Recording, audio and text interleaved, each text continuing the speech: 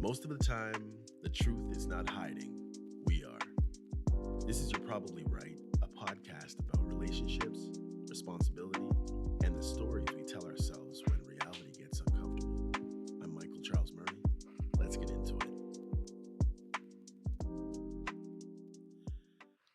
I want to talk about something that I think we get wrong in relationships all the time, or a lot of the time. And when I say relationships, I don't just mean romantic relationships. I'm talking about your wife, your husband, your girlfriend, your boyfriend, your boss, your employee, your coworker, your friend. Anybody you've been around a long time or long enough that they've started to figure you out. Yeah, those people. Because people don't just get to know you. They start to learn you. They start learning how to predict you. Yes, you who is on your way to work, on your way home from work, on your way to school, on your way home from school, on your way home from wherever you were and going to wherever you want to get to. Or maybe you're just by yourself home doing something. Or maybe you're at work and it's a break. Wherever you are.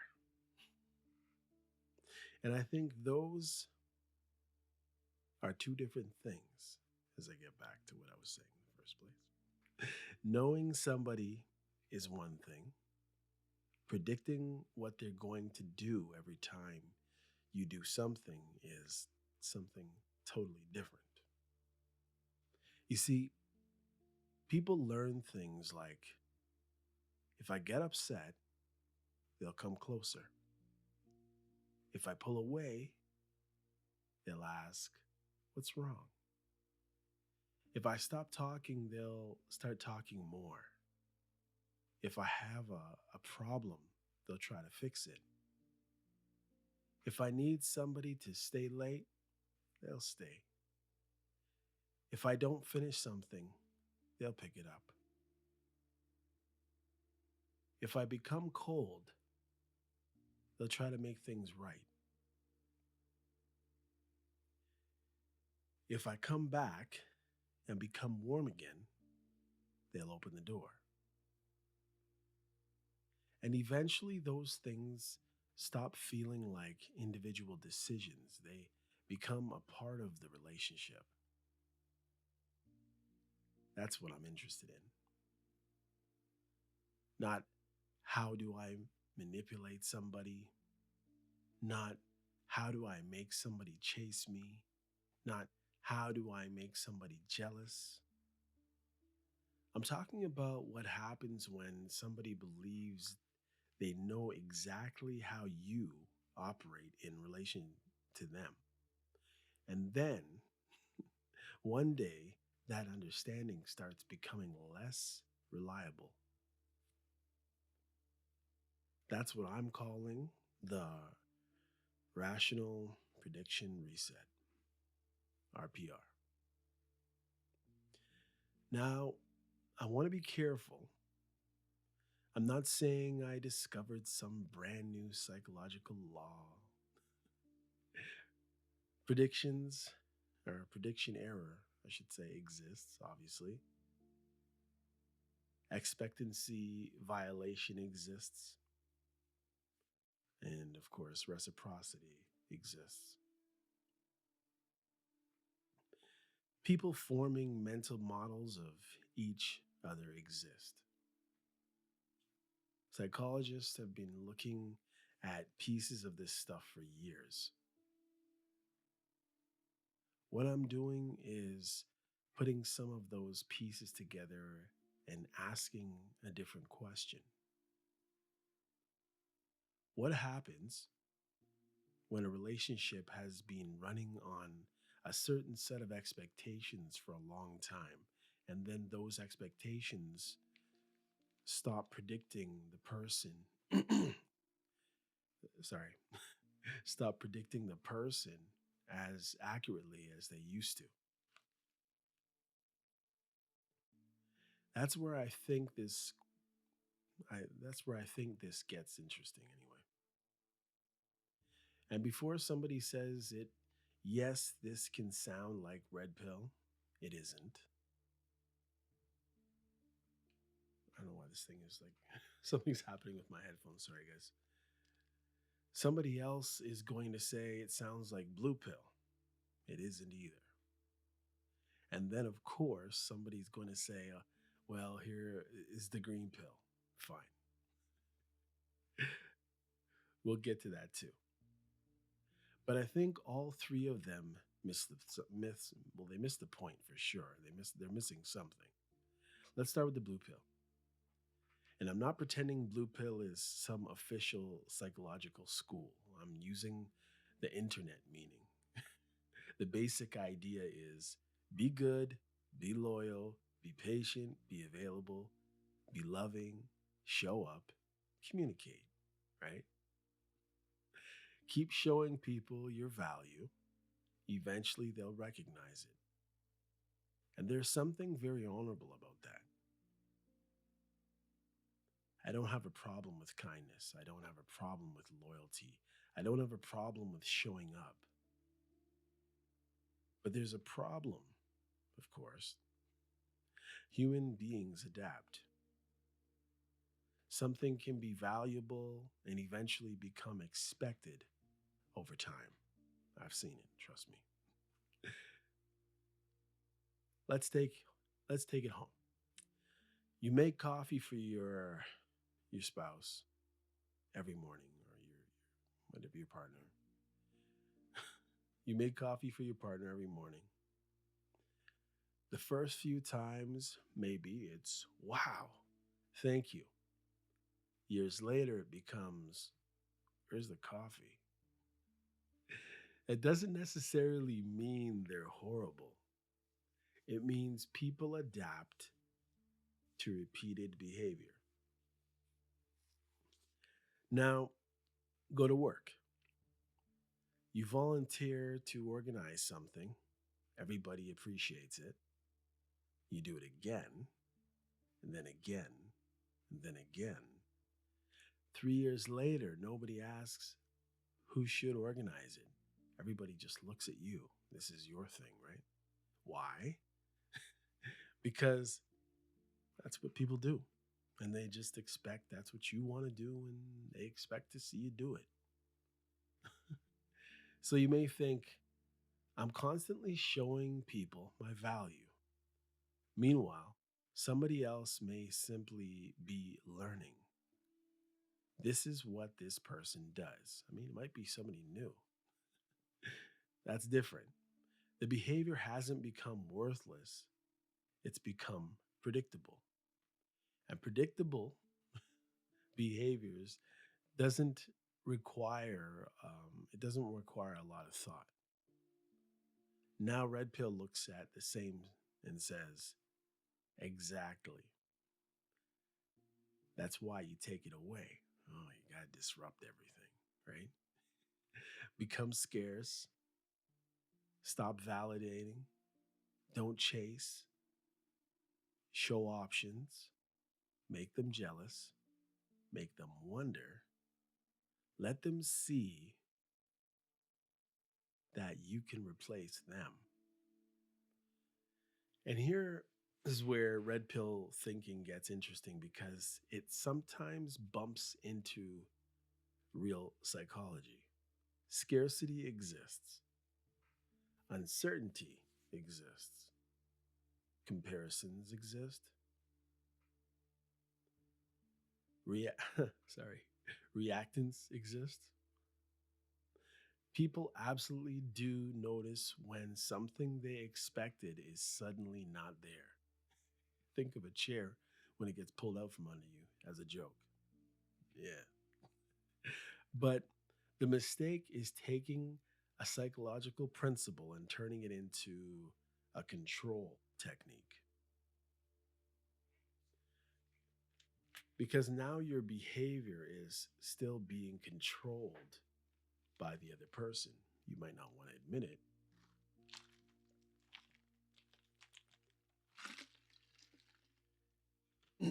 Sorry. So they don't call, so you don't call. They wait 3 hours, so you wait six. They pull away, so you pull away harder. They talk to somebody else, so now you need to make sure they see somebody talking to you. How is that freedom? You're still reacting to them, even if you don't want to admit it. You're just doing it backwards. You're reacting, right? And that brings me to our friend George Costanza, for those of you who know who that is. Because there's that classic Seinfeld episode, The Opposite. George finally realizes that basically every instinct he followed has gotten him absolutely nowhere. So one day he decides, whatever my instinct tells me to do, I'm doing the opposite. And suddenly George starts winning. He approaches somebody differently. He tells the truth about himself. He gets the job with the Yankees. Everything starts falling into place. Funny episode, but that's not what I'm talking about. Because doing the opposite still means that the old behavior is controlling the new behavior. If my instinct says left, my rule says always do the opposite. Then my instinct still decides that I went right. I haven't become free of the old system at all. I've just inverted it. And I think a lot of red pill advice is basically George Costanza with better lighting. Were you warm? Become cold. Were you available? Be unavailable. Did you answer quickly? Wait. Did you care? Well, pretend you don't. See, and that's the thing there, the pretend, right? That's not what RPR is. RPR asks, what response actually makes sense now? Maybe it's the opposite. Maybe it isn't. Maybe the thing you used to do was perfectly appropriate in this situation. The point is, the old relationship doesn't automatically choose the response anymore. You do. And that's a massive difference. Massive difference, sorry. And this is where prediction error comes in. People predict if you've known somebody for long enough, you've built some sort of a model of them. You know what happens when you say certain things. You know what happens when you get upset. You know what happens when you pull away. You know what happens when you ask for help. And they know things about you too. Then one day something doesn't go the way the model says it should. Let's say you're home. Historically, one person becomes distant and the other person immediately starts moving closer. They ask, what's wrong? They keep asking. They try to reconnect. They try to fix the bond. Now, imagine one day the distance happens and the other person doesn't chase, but they're not cold. They're not angry. They're not slamming doors. They're still normal. They're still warm. They're just not automatically following the old sequence. Now there is a little problem in the old prediction system. Something didn't work. Take the same thing at work now. Your boss comes over near the end of the day. Can you finish this before you leave? Historically, the answer is sure. You absorb it. Maybe you stay late. Maybe your own stuff gets pushed aside, your kids, your spouse, your church service, your Bible study, your hockey game, your wine and paint. Now the answer becomes yeah, I can do that. Which one of these other two things do you want me to move until tomorrow? Right? You see, you didn't refuse, you didn't become difficult, you didn't give a speech about boundaries, but the old prediction just failed. Extra work no longer automatically equals silent absorption.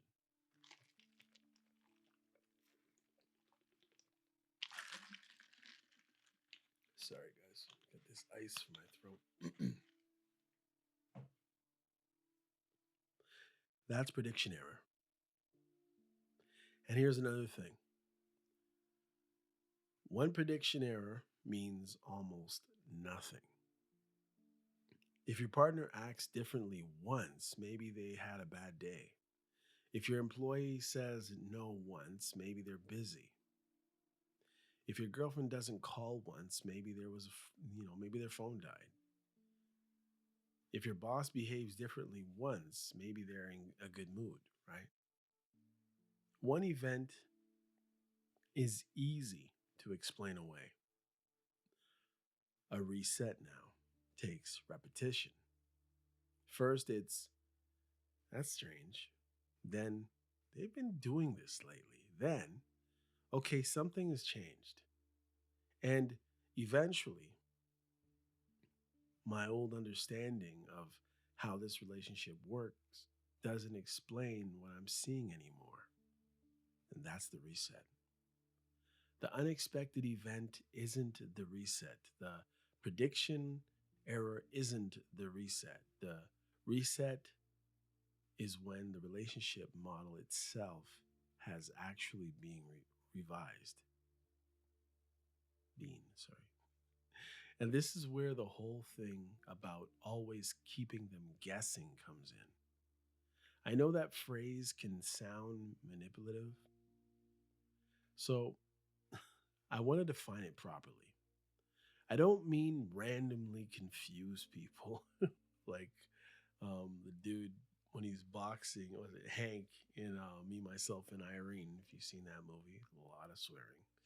Um, and Hank is trying to show you how to box.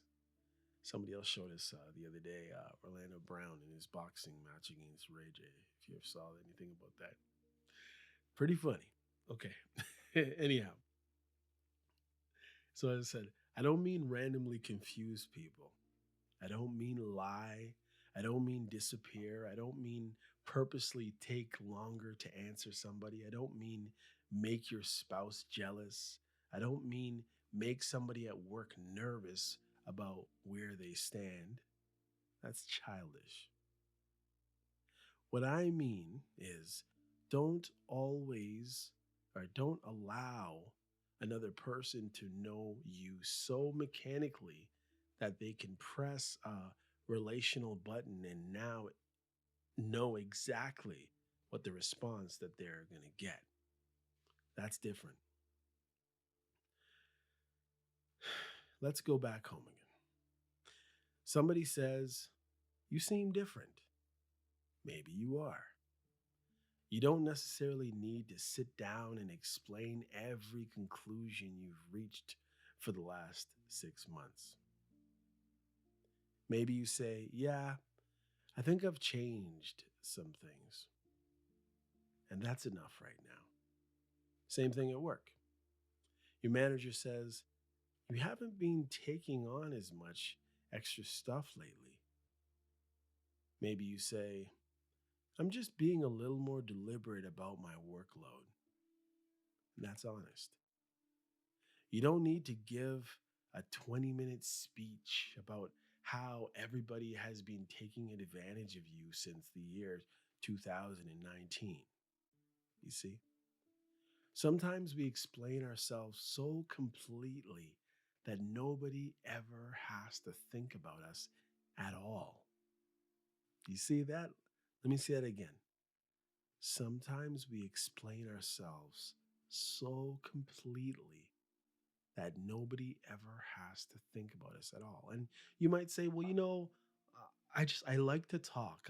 I like to make sure that everything's concrete. Maybe I'm a linguist. I just want to explain. I just want to type it out in this email just so people know exactly where I stand and there's no guessing. You don't want guesswork involved. You want to know that when they show up, they know exactly what's happening. We answer questions they didn't even ask. We tell them exactly how we feel to a T, exactly why we changed, exactly what we're doing, exactly what we want. Then we wonder why there's no curiosity and we're boring to people. There's nothing left to figure out. You took away all mystery. So when I say always keep them guessing, I mean leave room for somebody or to have to update their understanding of you. You got to give them a little work. Not because you're pretending, because you're developing. Your husband shouldn't be able to completely predict the person you are today based on who you were 8 years ago. Your wife shouldn't have permanent access to some old version of you just because that's who you were when you got married. Maybe you don't take 3 cups or three spoonfuls of sugar anymore in your tea. I don't know. Your girlfriend or boyfriend shouldn't assume something you tolerated in month 3 is permanently acceptable in year 5. Your boss shouldn't be managing the employee you were 7 years ago. Your coworkers shouldn't be relating to the role you accidentally accepted when you first walked into the building. People should have to know the person who exists right now. And this brings us into something I think is probably one of the biggest pieces of this whole thing. Relationships create sequences. One person does something, the other person responds. Then the first person responds to the response. Eventually, everybody learns that dance. At home, I had a horrible day. What does that mean? Or I won't say that. Let's change that. Okay, so we're back at home again. I had a horrible day. The other person says, what happened? They explain. You ask another question. They tell you more. You comfort them. You offer help. You check on them tomorrow. They give you another update. One sentence turned into an entire sequence. Now take it to work. I'm completely overwhelmed. Person says, what can I do? They give you something. You finish it. 2 weeks later, I'm completely overwhelmed. And here you come again. Eventually, they barely even have to ask. The old pattern starts running by itself. RPR changes that contingency. Not by becoming cruel, not by withholding basic humanity at home. There we go. I had a horrible day. That's rough. I'm sorry. And then there's space, space, space. If they want to keep talking, they keep talking. Actually, you wouldn't believe what happened. Okay, now talk. They carried they carried the next part at work. I'm completely overwhelmed. Yeah, today is ridiculous. Maybe then they then ask, "Can you give me a hand with this?" Now you decide, do you have time?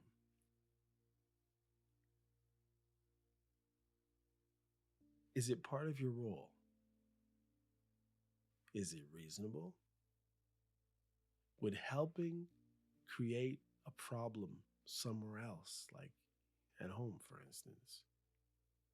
You're actually making a decision now, you see, when you take a moment.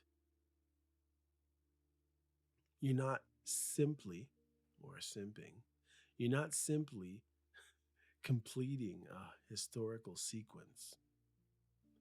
And that's where reciprocity comes in.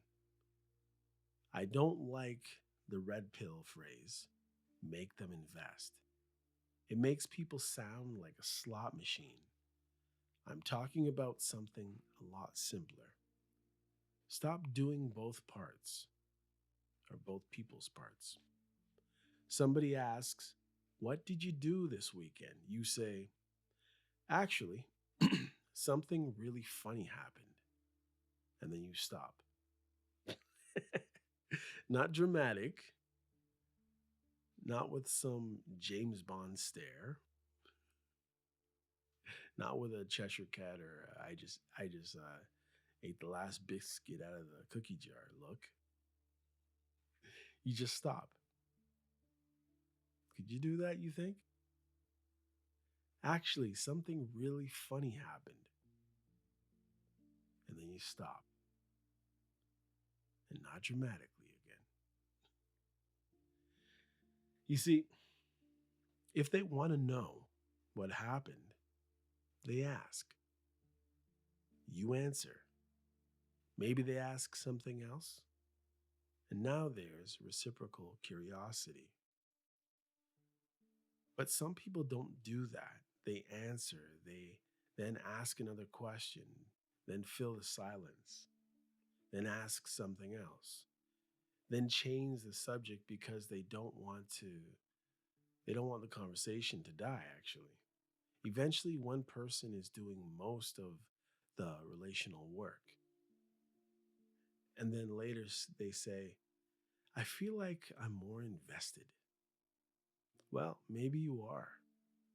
You've been doing both people's work all of this time. Same thing at work. Somebody says, "We should really fix this." Then somehow 20 minutes later, you have a new project. Hold on. Who is we? If something matters to both of us, eventually both of us show up somewhere in the effort, right? That's reciprocity. And this is also why RPR isn't only something employees do with their bosses or partners do with each other. Imagine a manager whose employees have learned mistakes equal humiliation. The manager realizes this is destroying the team. Someone makes a mistake, the employees brace themselves, the manager says, "Okay, what happened?" The employee explains, then, "Fine. What needs to happen so this doesn't happen again?" The employee is probably wondering, what happened? Maybe the manager was having a good day. Then another mistake happens, same response. Then another. Eventually, the employees stop bracing themselves every time the manager walks in the room. The relationship prediction changes.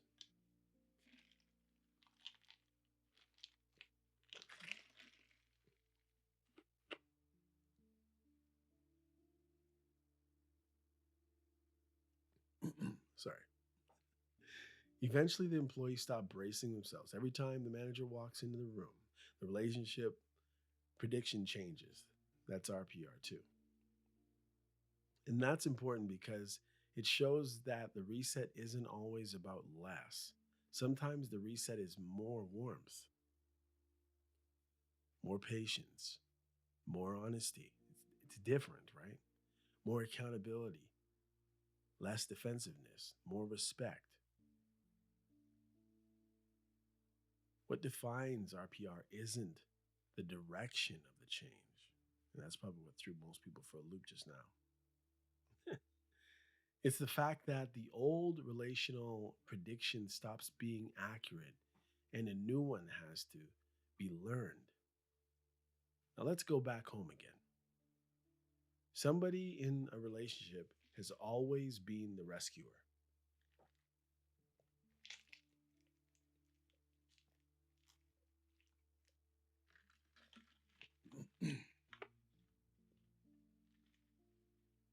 Every crisis becomes their crisis.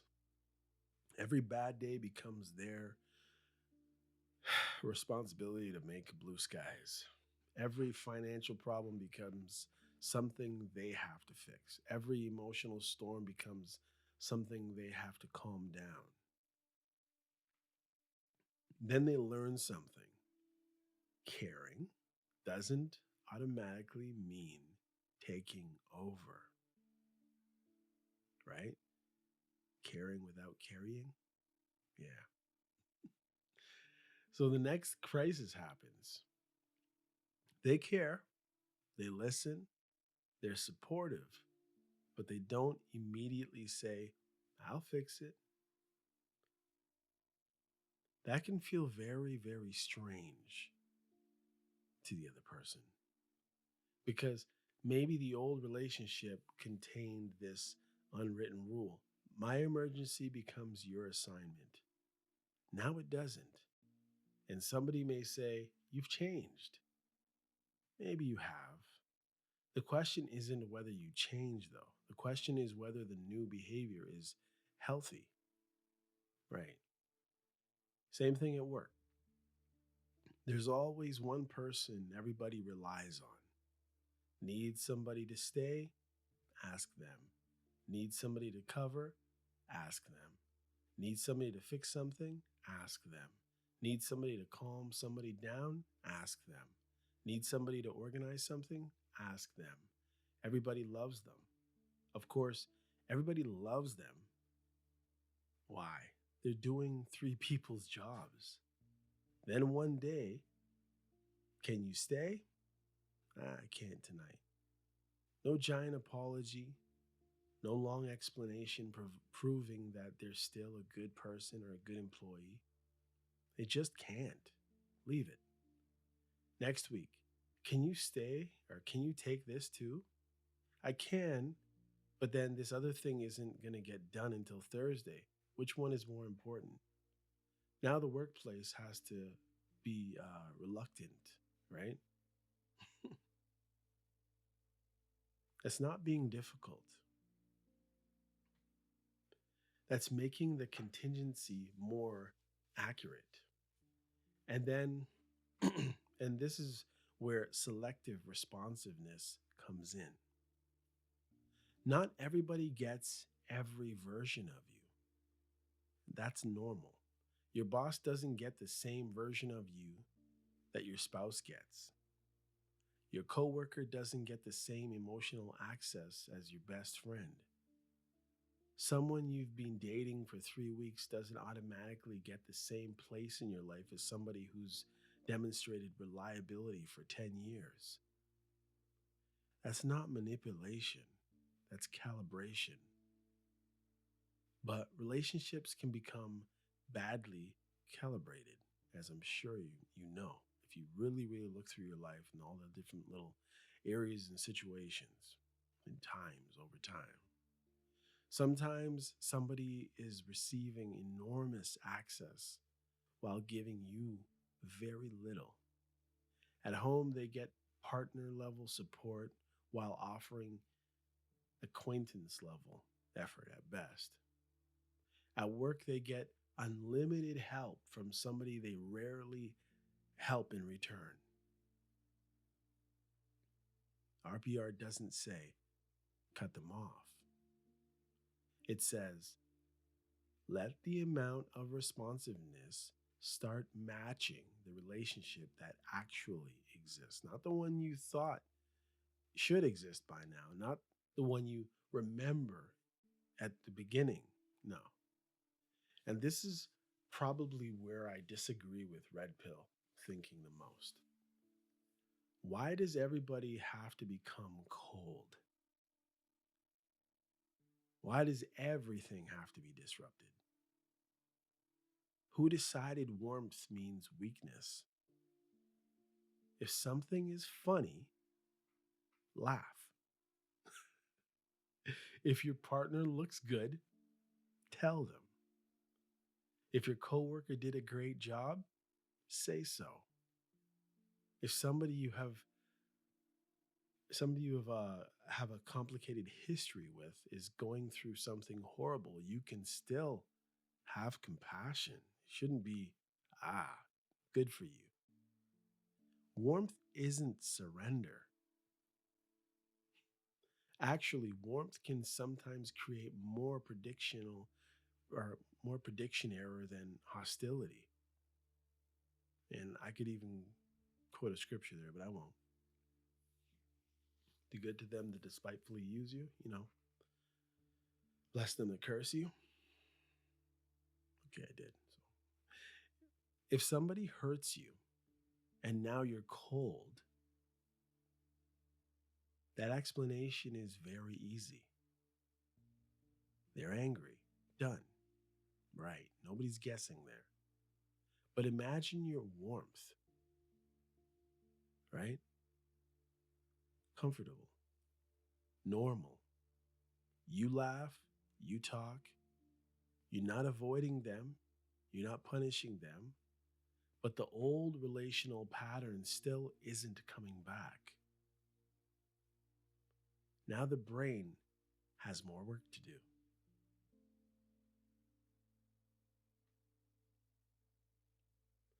They don't hate me. They aren't uncomfortable. They're not trying to punish me.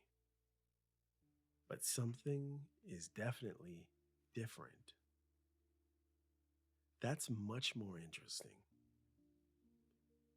It's not boring. And that's what I mean by unresolved interpretation. Contrast matters here too.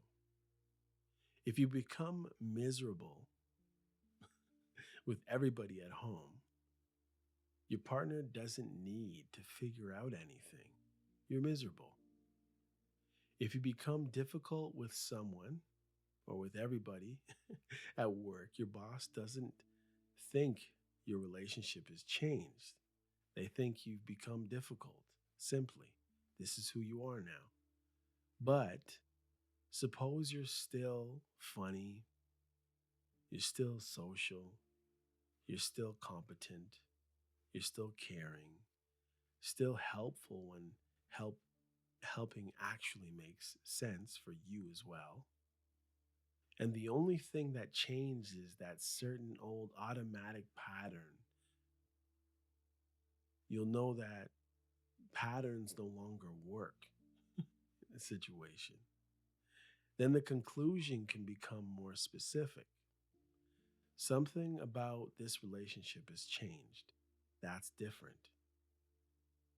And I keep coming back to this because I think people confuse emotional regulation with indifference, and it's not. They're not the same. I can care and not chase. I can care and say no. I can love somebody and disagree with them. I can be attracted to somebody and decide they're not good for me. I can respect my boss and challenge a decision. I can like my coworker and still not do their work. I can miss somebody and still refuse to recreate an unhealthy pattern. I can be hurt and still behave like a decent person. Emotions are information. They're not always instructions. That to me is much more interesting than indifference. Now, somebody might ask, why do we even need something like RPR? Why not just communicate? Communicate, absolutely. But sometimes communication by itself doesn't change the learned relationship. As I was saying a long time ago, you can try to make sure everything is crystal, but until patterns and things change, nothing's changed. You tell your partner, I need more help around here. They say, absolutely. 3 weeks later, you're doing everything by yourself again. You tell your boss, I'm overloaded. They say, well, we'll work on that. Then another assignment appears. Why? Because relationships aren't built only through what people say, they're built around repeated experience. If you say, I can't keep taking on everything, and then you keep taking on everything, what did the actual what what did they learn in their relationship? Nothing.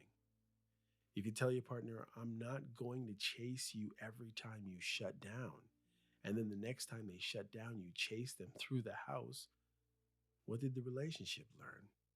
Nothing. The species, the species, the speech was new. The contingency stayed exactly the same. That's why RPR needs repeated behavior because the old relationship may have 5 years of evidence supporting it. Your conversation has 20 minutes or 10 minutes. Guess which one carries more weight, obviously. So the behavior has to change consistently enough that the prediction eventually has to change too. And consistency doesn't mean rigidity or rid- to be rigid, I'll say. That sounds weird. You can still make exceptions, right? When it makes sense. But exceptions have to actually be exceptions. Can't make an exception and then do it the next 3, 4 times. That becomes the pattern again, right? If you make an exception every single time somebody looks disappointed, that's not an exception, that is the pattern. And here's another thing I want to make clear about always keeping people guessing. Randomness isn't attractive. Randomness isn't healthy. Random people are exhausting. Warm today, cruel tomorrow. Helpful Monday, hostile Tuesday. Nobody knows what's coming. That's instability. RPR should actually make you more coherent. People should know your character. They should know you're respectful. They should know you're honest. They should know you're fair. They should know that you actually care. They should know you'll protect your time. They should know you'll expect reciprocity.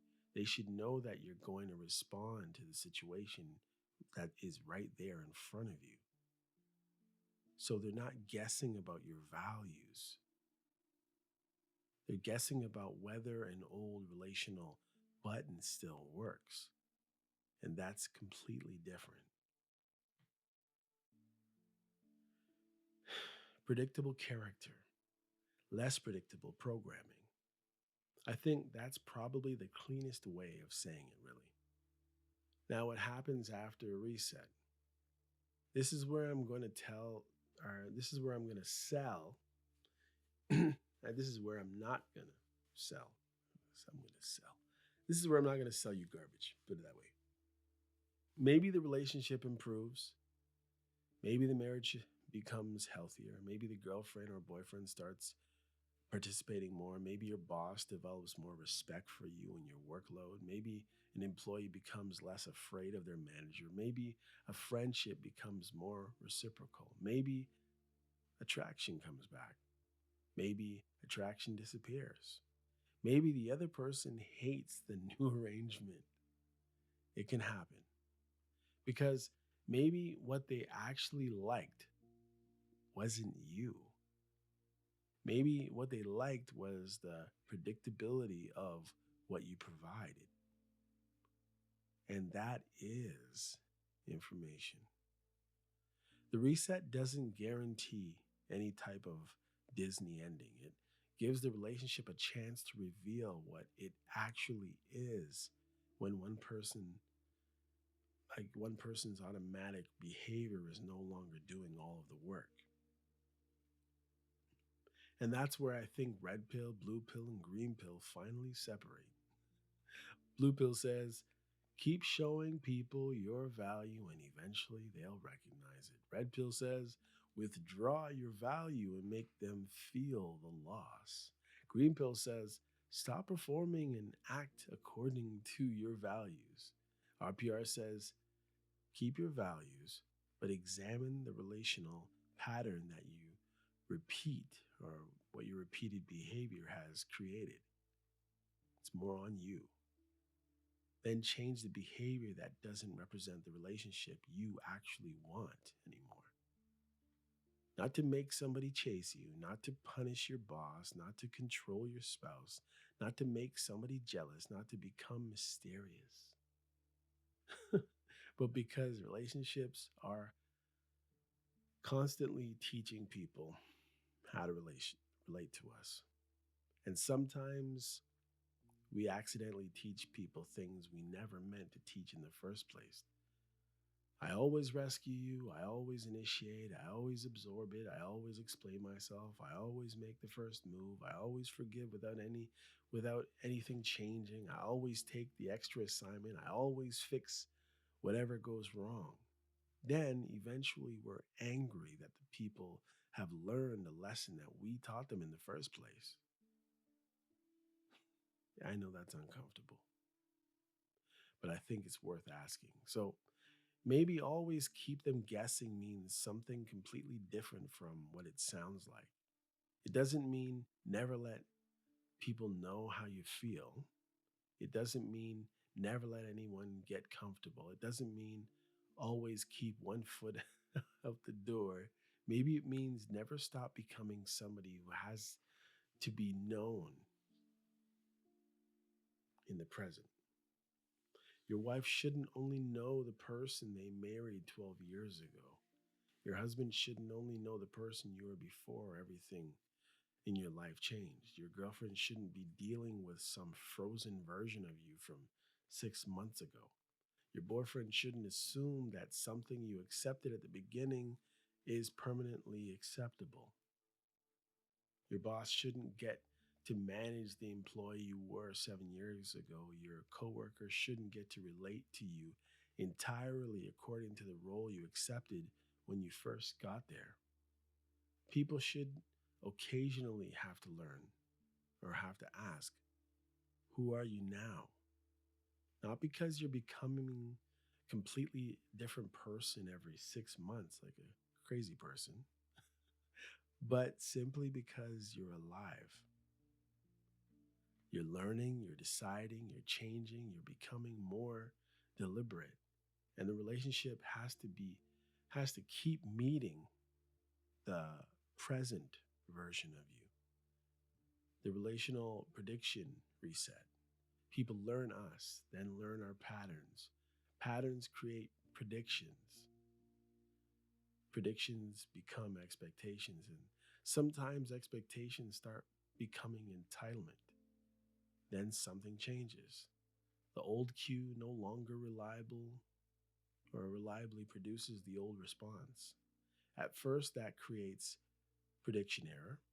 If it happens enough, people start noticing. If the explanation isn't immediately obvious, they may start thinking, they might ask questions. They might test the old door, they might try the old pattern again. And eventually, if the evidence keeps coming, the old relationship model has to be revised at home, at work, with a wife, with a husband, with a girlfriend, boyfriend, with a boss, with an employee, with a colleague. Anywhere people have interacted long enough that they think they know exactly what happens when they do X. And maybe that's the line I hope, or at least I keep coming back to. Always keep them guessing, but not about your character, not about whether you're trustworthy, not about whether you're going to treat them like a human being. Keep them guessing about whether the old button still works because sometimes it shouldn't. And maybe once people have to stop pressing, once people have to stop pressing the button and actually start relating to the person standing right in front of them now, the relationship finally gets a chance to become something different from what yesterday kept producing. Anyway, guys, until next time, I really appreciate you. I ask if you could please rate us on, I guess Apple would be the best place. Um, if you could follow, if you could subscribe, if it's available, if you could leave a comment, if you could email us at yprpodcast at gmail.com, maybe with a request or a question, whatever. All interactions are good interactions at some level, I suppose. Careful. Anyhow, again, till next time, this is MCM signing off. Take care of yourself.